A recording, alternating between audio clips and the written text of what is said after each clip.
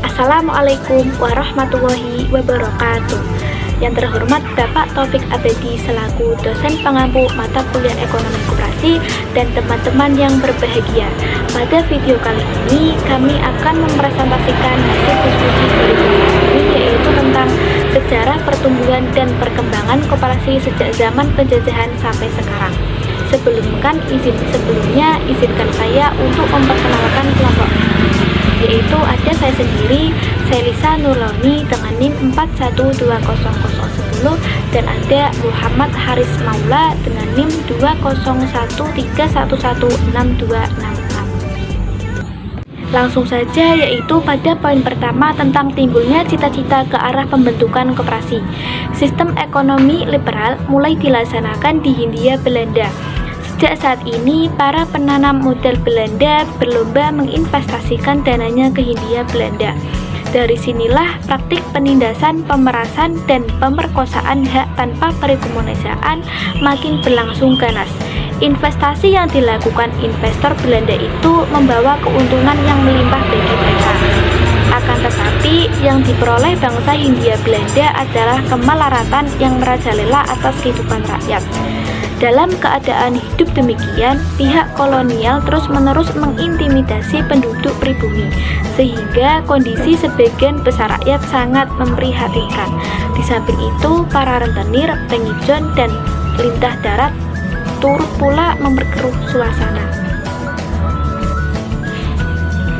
Mereka berlomba mencari keuntungan yang besar dari para petani yang sedang menghadapi kesulitan hidup, sehingga tidak jarang petani yang terpaksa melepaskan tanah miliknya sehubungan dengan ketidakmampuan mereka mengembalikan hutang-hutangnya yang membengkak akibat sistem bunga berbunga yang diterapkan pengijon.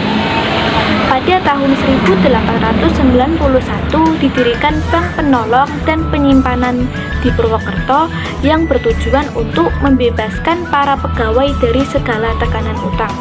Bank tersebut didirikan oleh Raden Arya Wirjaatmaja yang merupakan Patih Purwokerto.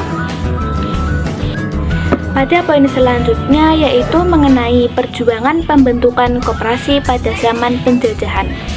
Penindasan yang terus-menerus terhadap rakyat Indonesia dan berlangsung cukup lama menjadikan kondisi umum rakyat amat parah. Kesadaran rakyat terus meningkat dan sering dengan itu rakyat mulai angkat senjata untuk mengusir penjajah. Pergerakan nasional untuk mengusir penjajah tumbuh di mana-mana. Kaum pergerakan juga memanfaatkan sektor perekoperasian dalam upaya mengusir penjajah. Realisasi pembentukan koperasi di tanah air dipelopori oleh Budi Utomo. Sebagai wujud pelaksanaan keputusan Kongres Budi Utomo, maka koperasi yang dibentuk adalah koperasi konsumsi dengan nama Toko Ardi. Pada tahun 1915 lahirlah Undang-Undang Koperasi yang pertama yang disebut Verordening of the Cooperative Vereniging. Kemudian terjadi perubahan tahun 1925 yang menyebabkan koperasi di Indonesia sulit berkembang. Penyebab kegagalan koperasi konsumsi yaitu ada 3 hal, yaitu yang pertama, adanya kurangnya kejujuran, yang kedua, kurangnya pengalaman berusaha, dan yang ketiga, kurangnya pengetahuan tentang koperasi.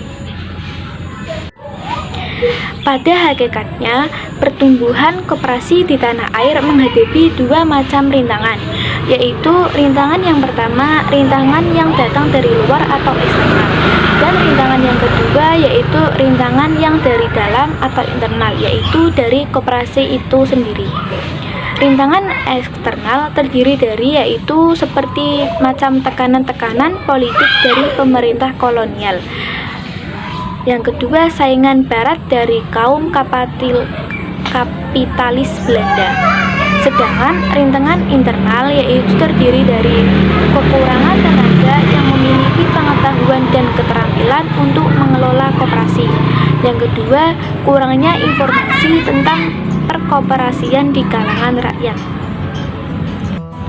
Poin selanjutnya yaitu tentang Pertumbuhan dan perkembangan koperasi pada kurun waktu mempertahankan kemerdekaan, yaitu pada tahun 1945 sampai tahun 1949.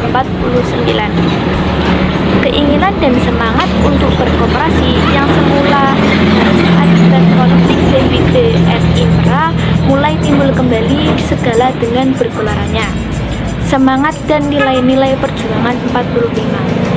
Mengenai peranan koperasi dituangkan di dalam pasal 33 Undang-Undang Dasar 1945. Oleh karena itu, agar pengembangan koperasi sejalan dengan pasal 33 Undang-Undang Dasar 1945 tersebut, pada bulan Desember 1946 oleh Pemerintah Republik Indonesia mengadakan reorganisasi Jabatan Koperasi dan Perdagangan Dalam Negeri, yang saja saat itu instansi koperasi dan perdagangan dipisah menjadi instansi yang berdiri sendiri-sendiri.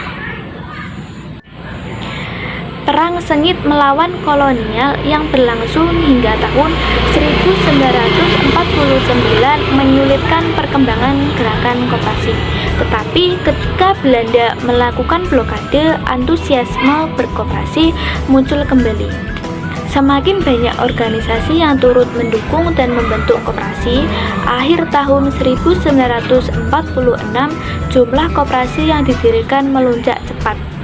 Pergerakan koperasi di Indonesia telah berhasil mewujudkan 3 kegiatan penting yang tercatat dalam pergerakan koperasi di Indonesia, yaitu yang pertama koperasi desa, yang kedua koperasi adalah alat pembangunan ekonomi, dan yang ketiga peraturan koperasi tahun 1949 nomor 179. Pertumbuhan dan perkembangan koperasi pada kurun waktu 1950 sampai 1960. Pada tanggal 17 Agustus 1950, Negara Serikat Indonesia resmi dibubarkan dan diganti dengan Negara Kesatuan Republik Indonesia. Seiring disatukannya kembali negara-negara bagian dalam wadah Kesatuan Republik Indonesia, jabatan-jabatan koperasi ikut dibubarkan dan digabungkan dalam suatu bentuk organisasi jabatan koperasi yang bernaungan dalam negara Republik Indonesia. Segala sesuatu diseragamkan dan disesuaikan dengan semangat nilai perjuangan 1945, semangat Pancasila dan semangat UUD 1945. Sementara koperasi tengah mengadakan penyempurnaan di dalam situasi dalam negeri berubah, di mana persatuan dan kekeluargaan antara rakyat Indonesia secara lambat tengah dibawa keretakan yang dikarenakan sistem liberalisme. Adapun pengaruh dari sistem terhadap koperasi antara lain yaitu sering terjadi pergantian kabinet, dan juga dari keanggotaan koperasi yang tidak mengenal perbedaan golongan, aliran, suku, agama, menjadi terpengaruh oleh tindakan para pemimpin gerakan-gerakan politik.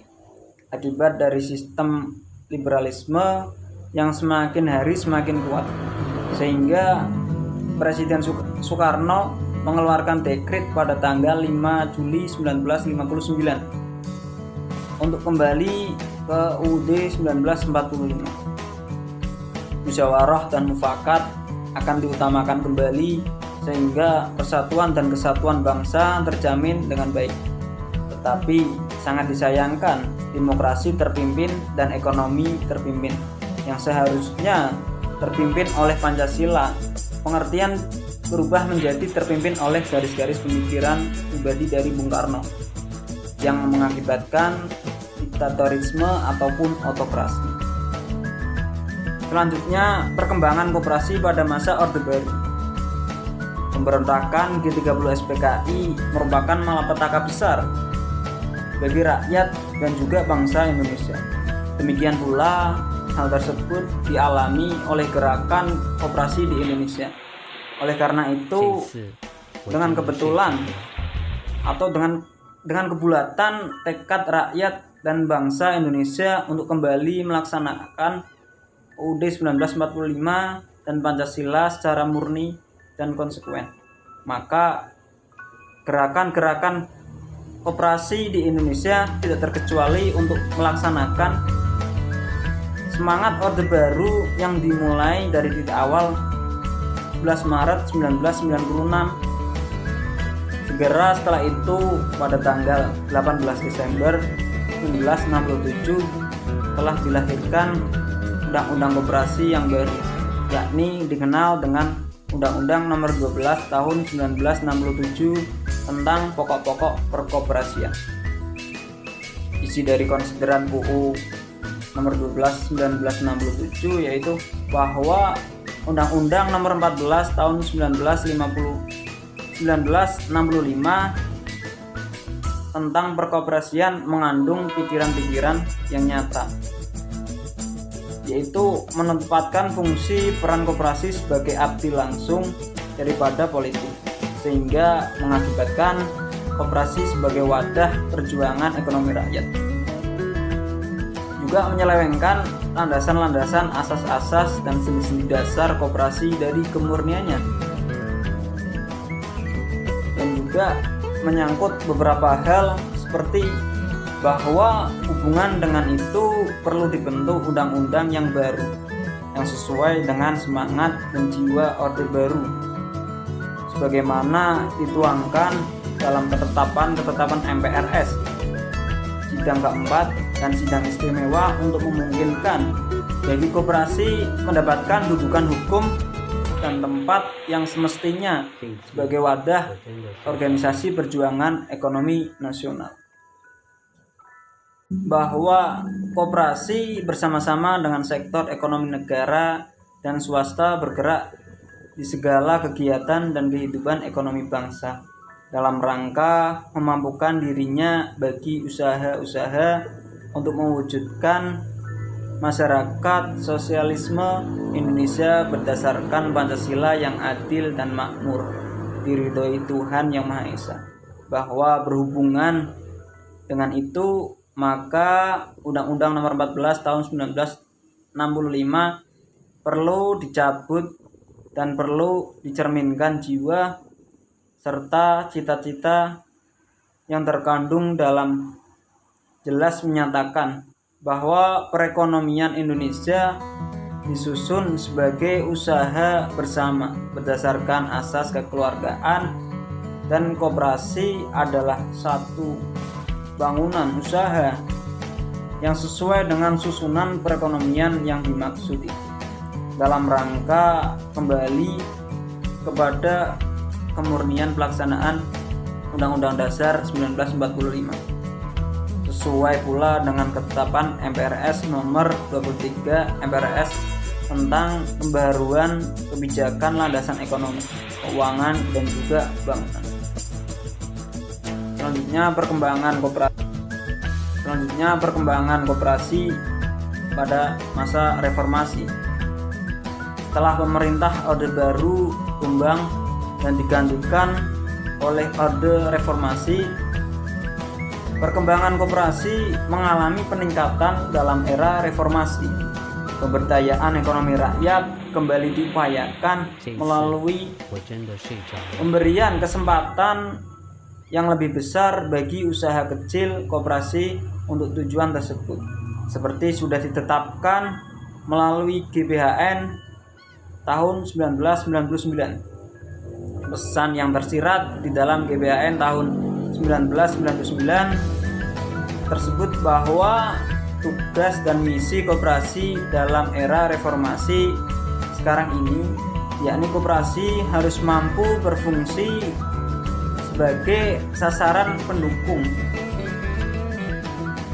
pengembangan serta sebagai sarana untuk pemecah ketidakselarasan di dalam masyarakat sebagai akibat dari ketidakmeratanya pembagian pendapat yang mungkin terjadi untuk mengetahui peran dan dapat diharapkan dari koperasi dalam rangka penyembuhan perekonomian nasional Kiranya perlu diperhatikan bahwa di situ sisi koperasi telah diakui sebagai lembaga solusi dalam rangka mengangkat kesejahteraan serta mewujudkan pemerataan.